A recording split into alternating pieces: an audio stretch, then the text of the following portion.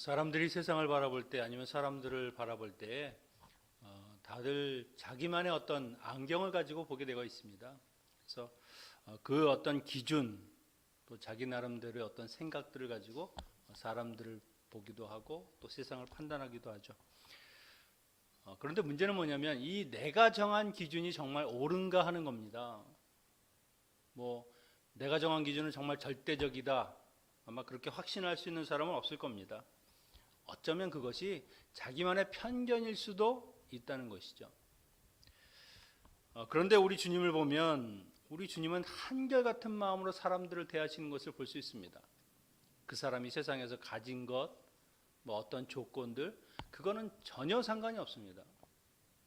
오히려 그가 정말 하나님을 얼마나 사랑하는가, 얼마나 하나님 앞에 그 마음을 드리는가, 이것을 보시는 것이지 그 외에 다른 것은 중요하지 않다는 것이죠. 오늘도 주님께서 두 사람을 보고 계시는데, 하나는 종교 지도자 중에서 하나님의 말씀인 율법을 맡은 이 서기관들입니다. 그리고 또 하나는 성전에 와서 헌금을 하는 가난한 과부입니다. 이 두 사람을 보면 우리가 보기에 서기관이 훨씬 더 좋아 보이죠. 과부의 모습을 보면 초라하고 아마 사람들의 눈에는 별로 그렇게 관심 있게 보지 않을 겁니다. 그런데 주님께서 오히려 서기관들에게는 책망하시고요, 이 과부와 헌금하는 이 과부에 대해서는 칭찬을 하셨다는 것이죠. 과연 이 둘의 차이가 무엇인지, 주님은 어떤 면을 보면서 이들을 책망하시기도 하고 또한 칭찬하기도 하시는지 한번 같이 살펴보길 원합니다. 주님이 사람들과 함께 있을 때 제자들에게 특별히 당부하는 말씀입니다.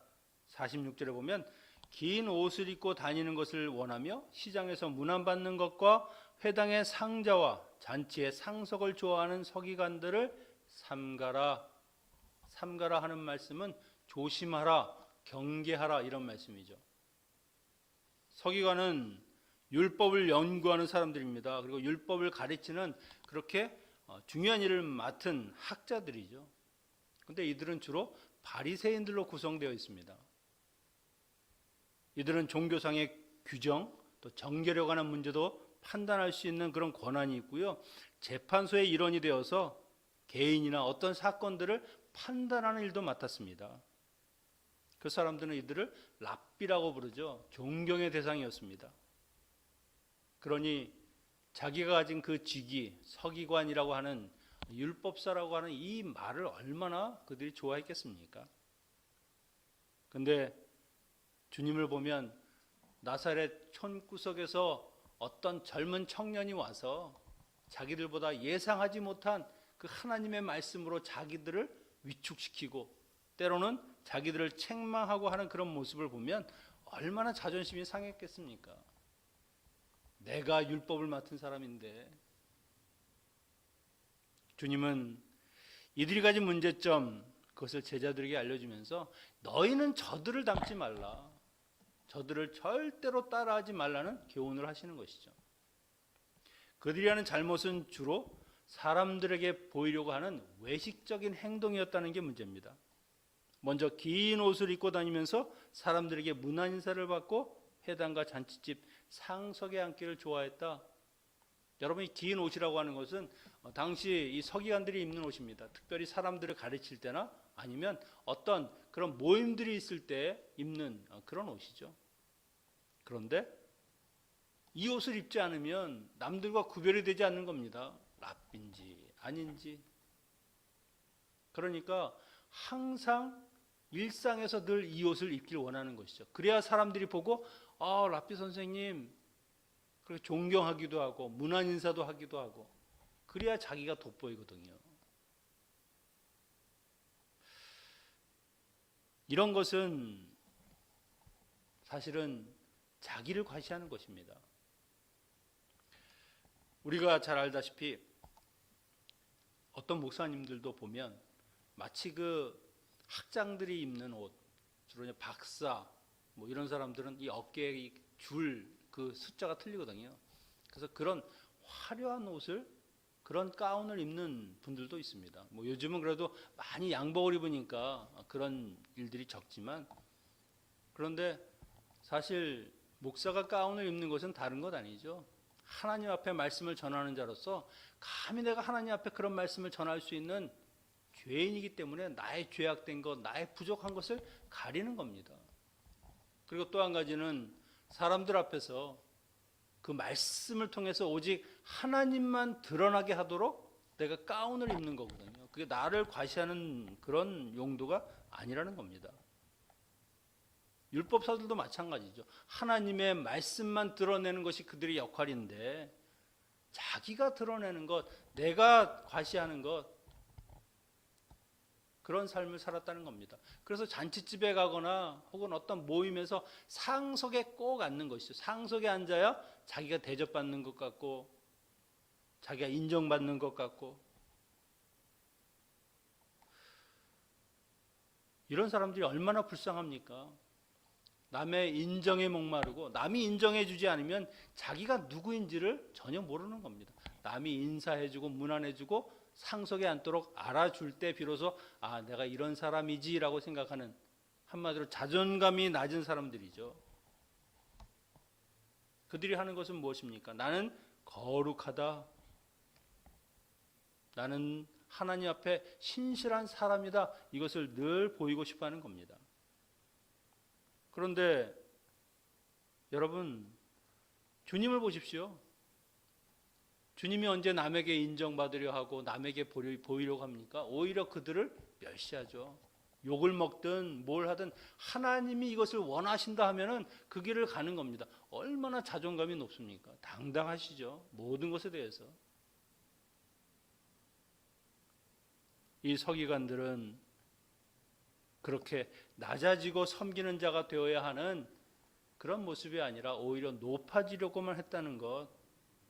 그래서 주님이 제자들에게 당부하는 것이죠. 너희는 저들과 같이 교만하면 안 된다. 우리는 섬기는 자, 낮아지는 자가 되어야 한다. 왜냐하면 사람은요, 조금만 내가 무엇이 있으면 이걸 자랑하고 싶어 합니다. 드러내고 싶어 하고. 앞으로 제자들의 삶이 무엇입니까? 율법사 이 서기관들과 같이 사람들을 가르치고 하나님의 복음을 전하는 일이니까 사람들의 주목을 받게 되겠죠? 그러다 보면 자칫 나를 드러내거나 나를 자랑하는 이런 서기관과 같은 그런 삶이 되기 쉽기 때문에 너희는 저들을 닮지 말라 경계하시는 겁니다. 그런데 이 서기관들의 가장 큰 문제점은 47절에 있습니다. 47절에 보면 저희는 과부의 가산을 삼키며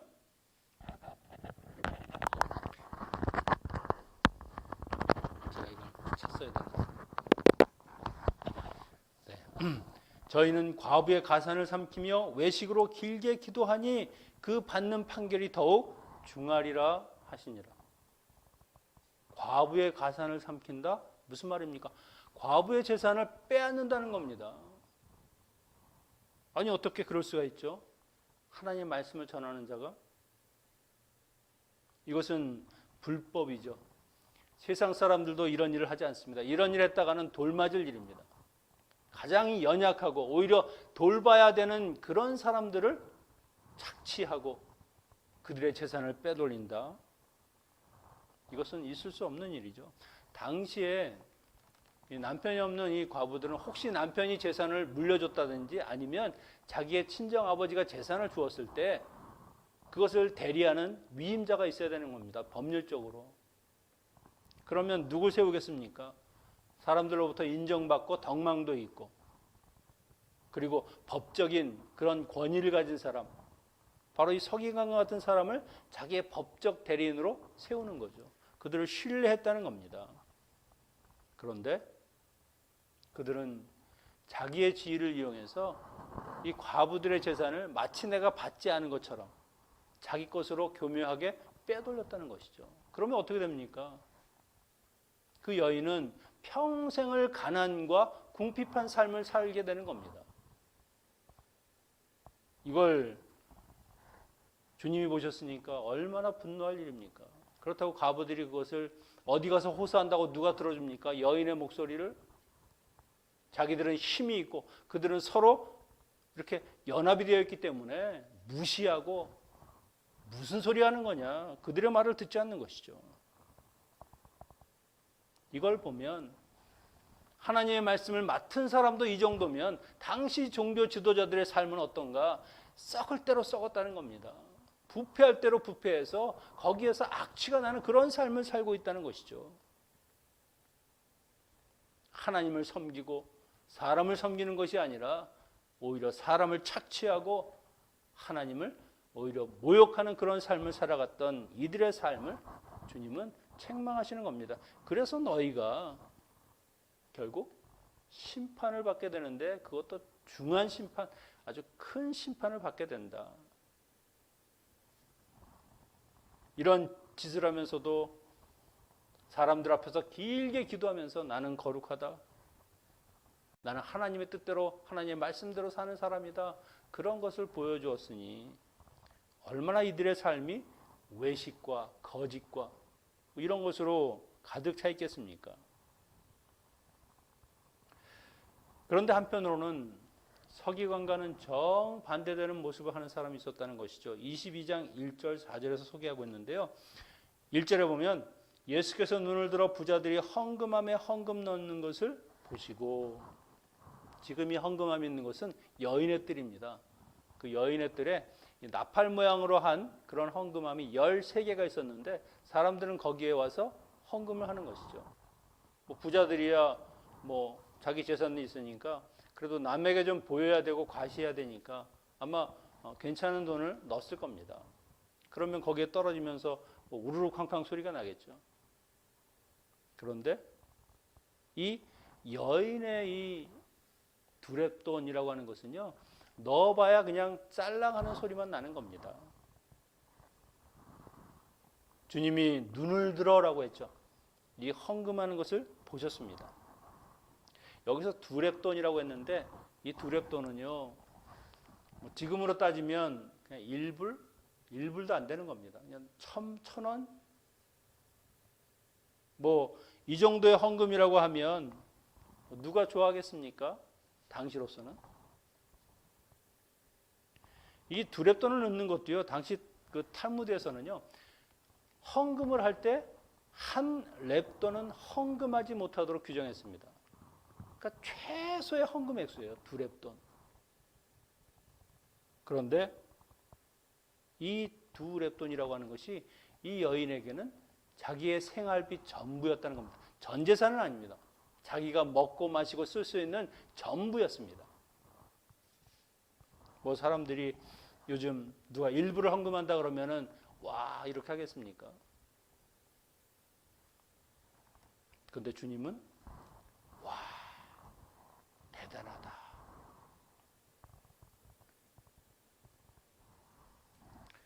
뭐 사람들은 헌금하는 것을 하나님께 무슨 도움이 된다, 뭐 그런 의미로 드리는 분도 있는지 모르겠습니다. 하지만 헌금은 하나님께 내가 무슨 도움을 드리려고 하는 것이 아닙니다. 내가 하나님에 대한 나의 마음과 나의 뜻, 그리고 하나님을 내가 얼마나 사랑하는지를 보여드리는 것이 바로 이 헌금이죠. 하나님은 우리가 드리는 헌금 없어도 이 온 우주의 주인이시고 모든 만물의 주관자 되십니다. 하나님이 원하시면 그 본인이 만들어서 쓰셔도 능히 할 수 있는 겁니다.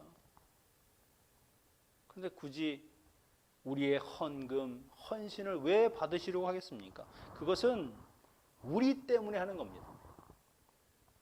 하나님에 대한 그 사랑, 그 마음을 항상 가지고 있으라고 우리를 위해서 만드신 거죠. 그래서 헌금하는 사람이 얼마를 드렸느냐, 많느냐 적느냐, 이건 문제가 안 되는 겁니다. 많든 적든 내가 하나님을 사랑하는 마음으로 내가 하나님께 나의 모든 것을 드리면서 내게 있는 모든 것도 하나님의 것임을 내가 감사함으로 드린다고 하면 그걸 하나님이 기뻐 받으신다는 것이죠. 주님이 바로 이 여인의 헌금에서 그것을 받습니다. 그 마음을 받습니다. 그러니까 2절에 가난한 과부가 다른 모든 사람들보다 더 많이 넣었도다. 부자들은 액수가 많다 할지라도 자기가 쓰고 남은 것 그 중에 일부를 넣었을 겁니다. 근데 이 과부는 생활이 어려운 중에도 자기가 먹고 마시는데 필요한 이 생활비, 그것이 없으면 내가 당장 먹을 끼니가 안 되는 그런 상황이 된다 할지라도 그것을 드렸다는 것이죠.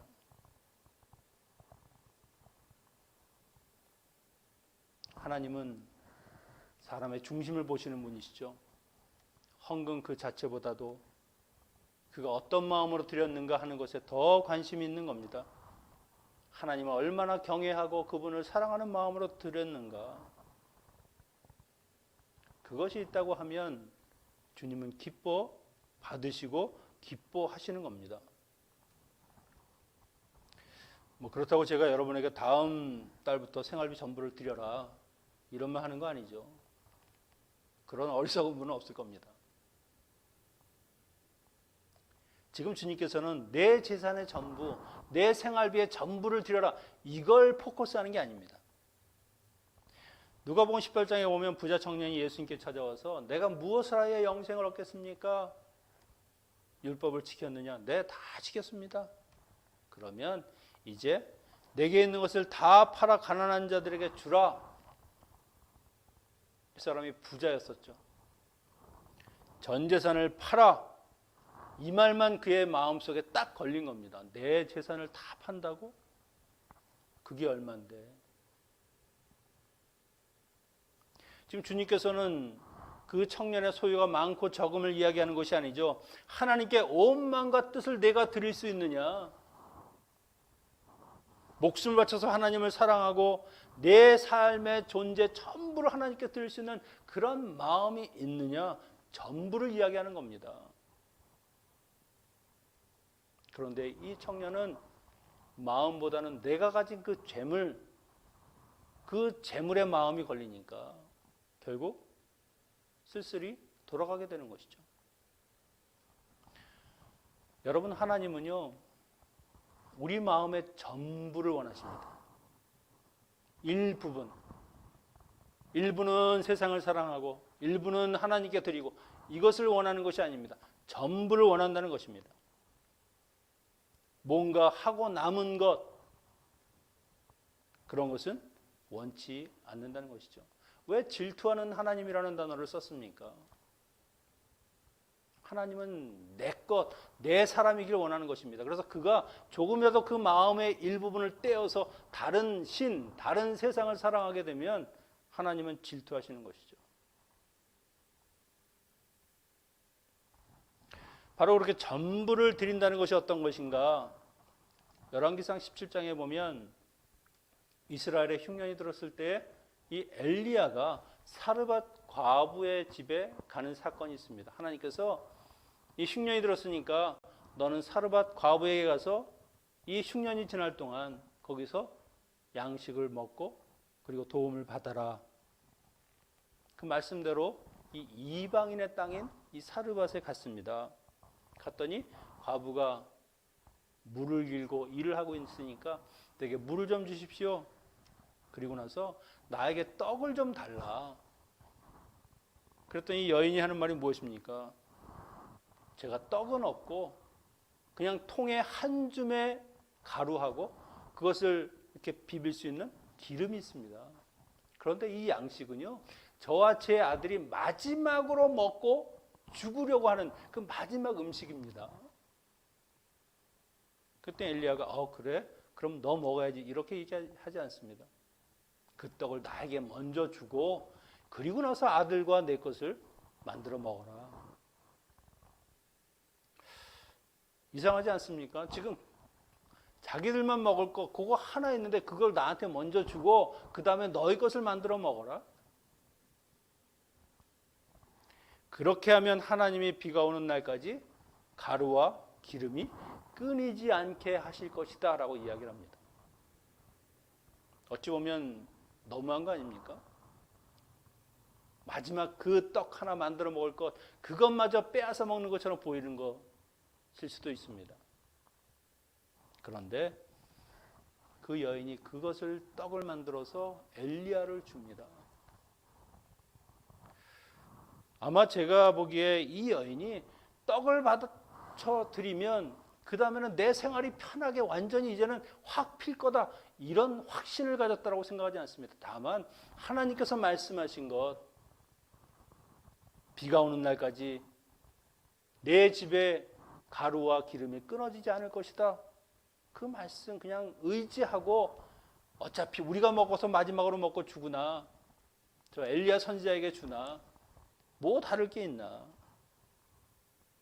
그것을 선지자에게 줬다는 것입니다. 여러분, 이것이 무엇입니까? 내가 마지막 가진 그 음식, 나의 전부를 하나님께 드린 것이죠. 하나님이 그것을 헌신으로 기쁘게 받으셨다는 겁니다. 그러니까 말씀대로 그 비가 오기까지 그 흉년 동안 다른 집들은 다 먹을 것이 없고 굶고 있는데 이 집에는 그 기름과 그 가루가 끊이지 않았다는 것이죠. 하나님이 왜 이 여인에게 그 마지막 떡을 하나 달라고 이야기를 했겠습니까? 저는 이것이 시험이라고 생각합니다. 그걸 드리면 이 여인의 전부를 드리는 것이다, 그 여인의 삶과 그 여인의 자식의 그 생명까지도 하나님께 드리는 것이다라고 하나님은 보신 것이죠. 그러니까 그걸 요구하고 그렇게 주님께 드렸더니 하나님이 그 삶을 책임지시더라.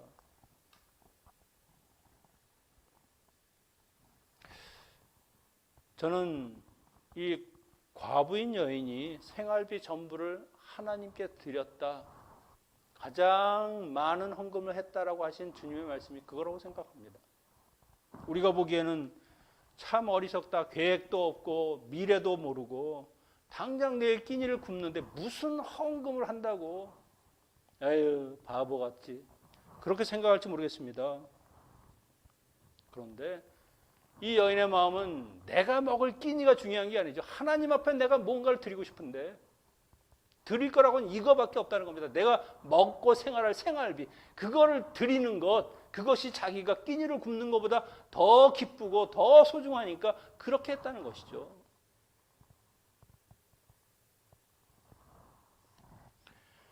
이런 헌신, 이런 헌금을 주님이 기뻐하지 않으시겠습니까? 성전을 돌아보면 다 외식적인 삶이고 다 자기만을 위하고 자기 자랑하고 하나님에 대해서는 아무 관심이 없는 사람들이 성전에 가득한데 장사하고, 이 여인 하나는 오직 하나님께 자기 것을 전부를 드렸다. 누가 과연 이 시대에 이런 여인처럼 하나님께 드리는 사람이 있겠느냐.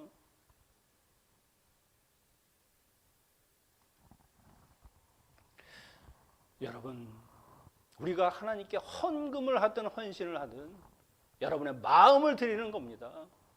내 시간과 내 돈 그렇게 생각하면 못 드리죠. 그러나 하나님이 주신 것, 하나님의 것 기쁜 마음으로 드리면 하나님께서 기뻐 받으신다는 것이죠. 마지못해서 드리는 것 하나님이 원치 않으십니다.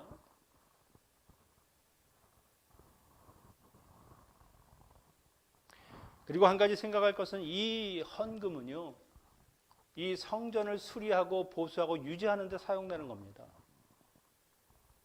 주님께서 이 성전은 하나님의 기도하는 집, 하나님의 임재가 있는 처소인데 그 역할을 못하고 장사나 하면서 자기의 이익과 자기의 욕심만을 채우려고 하는 사람들이 득실거리니까 결국 돌 위에 돌 하나 남지 않고 다 무너질 것이다. 다 무너져버릴 그 성전에 들어갈 그 헌금인데, 그러면 이 여인의 두렙돈 작지만 결국 무의미한 일에 쓰이는 것입니까? 하나님께 드려진 헌금은 그 다음 문제는 이것과는 별개입니다. 내가 드렸으면 하나님은 그걸 받으시는 겁니다. 물론 정말 하나님께 드려진 헌금을 잘 쓰여지고 잘 사용하고 정말 한 푼이라도 아깝게 그렇게 우리가 정성을 들여 쓰여지는 것은 아주 중요한 겁니다. 그러나 그것이 어떻게 쓰여지든 상관없이 하나님께 온전히 드린 이 여인의 마음만큼은 이미 하나님이 받으신 것이죠. 제가 한국에서 교회를 다닐 때 지금은 굉장히 큰 교회가 되었습니다. 그런데 원래 제가 다닐 때는 국민학교 때부터 다녔으니까 한 200명 정도 되는 그냥 동네에 있는 조그만 교회였어요. 근데 어느 날 목사님께서 강남을 이사 가서 거기에 성전을 짓자. 뭐 거리가 한 40분 버스로도 그렇고, 그래서 강남에 한 땅을 샀습니다. 거기에 다 그냥 이 바칠 때 중간에 한 땅을 사서 거기에 이제 천막을 짓고 이제 교회를 하는 것이죠. 근데 그때 장로님들이 아마 대부분 그러셨을 겁니다. 자기가 살던 그 집을 팔아서 교회 쪽으로 이사를 가는 거예요. 그 그냥 허벌판 아마 현대 아파트 한두 개 있을 때, 어떤 분들은 자기 집 팔아서 전세로, 어떤 분들은 집을 줄여서 그 근처에 이사하면서 그 돈을 다 교회에 헌금한 겁니다. 저희들은 그때 젊었을 때니까 약간 좀 부정적인 시각이 있었죠. 뭐 그렇게 유별나게 하시나, 대체 앞으로 어떻게 사시려고, 그렇게 안 하셔도 되지. 그런데 이걸 생각해 보면 그분들은 하나님께 했다는 겁니다. 남들이 판단할 일이 아니라는 것이죠. 남들의 이러니 저러니 이게 바르냐 그러냐, 두렵던 생활비 안 하고 왜 거기다 넣냐 얘기할 수 있을지 모르지만, 그러나 이분들은 하나님 보고 한 겁니다.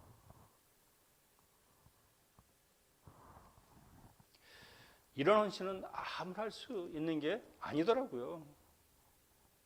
진정으로 하나님을 사랑하는 마음이 아니면 과연 이렇게 헌신할 수 있을까? 저는 지금 그 교회가 이런 분들의 그 수고와 땀, 그리고 이것을 아주 기쁘게 받으신 그 하나님 때문에 아름답게 지어졌다고 생각합니다. 하나님이 그 믿음, 그 헌신을 기뻐 받으신 거죠. 저는 그 교회를 볼 때마다 다른 거 생각 안 납니다. 그때 그 장로님들, 또 집사님들, 온전히 교회에 헌신하신 그분들이 저 교회를 저렇게 지을 수 있도록 그렇게 하나님이 그들의 헌신을 받으셨구나. 이걸 잊으면 안 되죠. 저는 우리 성도님들도 또 교회 나오시면서 또 헌금도 하시고 또 시간과 여러 가지를 들여서 봉사하시고 섬김을 하시는 그런 헌신도 하십니다. 저는 이게 얼마나 귀한지 모릅니다. 이것이 그냥 되는 것이 아니죠. 정말 힘들고 어려운 중에 내가 하나님께 하는 거거든요. 하나님께서 이것을 기뻐 받으시죠. 또한 저희 교회가 37년을 이렇게 지내오면서 얼마나 많은 분들이 이 교회에 헌신하고 또 봉사하고 또 마음과 정성을 들였겠습니까? 저는 그것을 하나님이 기뻐 받으셨기 때문에 이 교회가 오늘 이 자리에 서 있다고 저는 믿습니다. 헌금하고 봉사하는 것, 헌신하는 것, 남에게 보이기 위해서 하는 게 아니죠. 하나님께 하더라도 하나님께 내가 자랑하는 게 아닙니다. 오히려 이것밖에 드릴 수 없은 그 부족함을 내가 알면서도 하나님께 드리는 것, 그 안타까운 마음으로 드리는 그 과부의 두랩돈과 같은 그런 헌신과 섬김, 나의 먹을 것 마지막 이것만 먹고 내가 죽으리라고 생각했던 그 자신의 전부를 드린 그 사르밧 과부의 그 모습처럼 주님께 온전히 나를 드리는 것, 그것이 헌신이고 그것이 섬김이라는 겁니다. 여러분, 많으냐 적으냐, 내 소유가 얼마나 있느냐, 그거 상관없습니다. 단돈 1불이라도 정말 하나님께 온전히 내 마음을 드릴 수 있다고 하면 그것으로 족한 겁니다. 다른 사람이 무슨 상관이 있습니까? 뭐 주보에 이름 실리고 안 실리고 그게 뭐 그렇게 중요합니까? 하나님이 보시는 거죠. 저는 우리 성도님들이 온전히 하나님만을 사랑하고 주님만을 따라가는 그런 마음으로 정말 내가 헌금도 하고 헌신도 하고 이 두렙돈을 드리면서 정말 자기 생활비 전부를 넣은 이 여인과 같은 그런 섬김의 모습을 또 지금처럼 그렇게 계속해서 보여주시기를 간절히 소망합니다. 주님은 사람을 대하실 때 그 사람의 조건, 무엇을 가졌는가, 뭐 어떤 사람인가, 오직 정말 하나님을 경외하는 사람인가, 하나님을 사랑하는 사람인가, 그것만을 보셨다는 겁니다. 서기관과 같은 종교 지도자들 외식하고 남의 돈을 빼앗는 이런 무법자 같은 그런 외식하는 자들이 아니라 정말 신실하게 온전히 하나님 앞에 자기의 생활비를 넣은 이 여인이 주님의 칭찬을 들은 것, 그것은 다른 것이 아닙니다. 온 마음과 뜻과 정성을 들인 그것을 주님이 아주 좋게 보셨다는 것이죠. 여러분, 주님이 기뻐 받으시는 삶, 주님이 기뻐 받으시는 인생, 그것이 바로 축복된 인생입니다. 그래서 온전히 하나님께 내 모든 것을, 나의 삶과 나의 사랑과 정성을 드리는 우리 모두가 되시기를 축원합니다. 기도하겠습니다. 사랑의 아버지 하나님, 한 여인의 헌신을 통해서 우리의 삶을 되돌아보게 하시니 감사합니다. 이 서기관처럼 자랑하고 남에게 보이게 하고 인정받는 것, 그런 세상적인 것이 아니라 오직 하나님 앞에 나의 모든 것을 드릴 수 있는 온전한 섬김의 삶을 살게 하여 주시옵소서. 주님이 가장 기뻐하시는 일, 하나님을 사랑하는 것, 하나님을 경외하는 것, 그것이 우리의 마음과 뜻과 정성으로 우리의 삶에서 일어나게 하여 주시옵소서. 예수님의 이름으로 기도하옵나이다.